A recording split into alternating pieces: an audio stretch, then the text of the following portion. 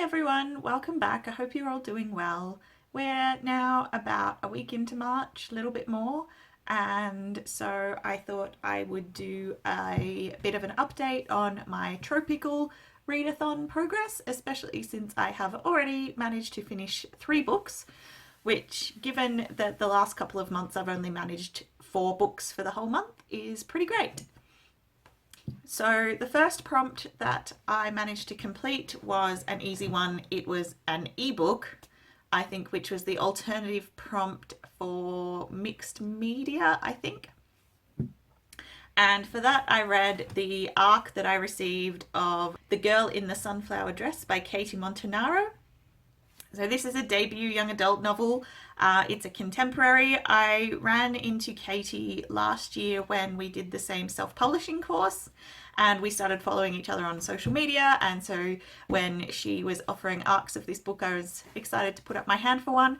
This is a really engaging, really well written debut that I really enjoyed. I even stayed up late on a work night to finish it, so that tells you how much I was enjoying it.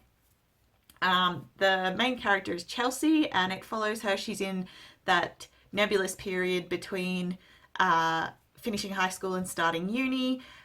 She's being sort of pushed into something by her parents, even though it's not what she really wants to do. And basically during that time she also discovers that her father is having an affair and has been having an affair for some time. And so there's the fallout of that, and her trying to decide whether she needs to tell the rest of her family, whether she should keep it to herself. And meanwhile she's also falling in love for the first time. So yeah, it was a really good book. I really enjoyed it. It comes out on April 13th, I think. So yeah, I recommend checking that one out, supporting a new Australian indie author. It was really good. Following that, I read the book that I chose for a book written pre-2000 prompt, which was the alternate prompt for Blast from the Past. And that was Looking for Alibrandi by Melina Marchetta. And again, I really enjoyed this one. So this was written in 1992, and parts of it felt a bit dated, I will admit. But I still really enjoyed it, and it's one of those books I really wish I had actually read as a teenager, because I think I would have enjoyed it even more then. But as it was, while there were some parts that I was just like, oh, that's annoying, you know, the main character's a bit selfish, she's a bit silly, bit blah. And I wouldn't have had so much of a problem with that as a teenager. I had a bit more of that problem with it now, but I still found it really engaging, and that sort of sneak peek into Italian-Australian culture, that tension between being an Australian, being called Italian even though you were born here and your parents were born here, and not quite fitting in either society. Josie, the main character, her nonna reminded me so much of my own grandmother, even though we weren't Italian, we were all like Anglo-Australians. Just some of the face-saving things, and the, oh, don't do that because people might talk. My grandmother was so like that, and I was just like, oh gosh, that was a blast from the past for me, speaking of the prompt that this was sort of filling. So that was nice. I got a little bit teary at the end. I was talking to someone at work who this is one of her favourite books, and Melina Marchetta is her favourite author, and like she was saying that she always goes back to Melina Marchetta when she wants to have a good cry. And there were definitely moments in this where I was like, oh, a bit teary. I did think the love interest was a jerk, and I was really glad that at the end there was no like happy romantic ending. She was actually like, no, we need to like step back and actually figure out whether we're actually going to work out together. Need to figure out a few other things before I start like having a proper relationship. So I was really glad they didn't end up together. That's probably something I wouldn't have picked up as a teenage reader. So yeah, I gave both these books 4 stars. Very different contemporary books, but both really enjoyable.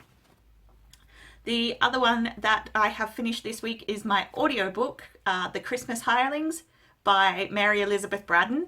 I didn't actually realise until I looked it up after I started listening that it's actually, the book was first written in 1894. So it's not just that it was, I thought maybe it was historical fiction, but no, it was actually set at the time it was written.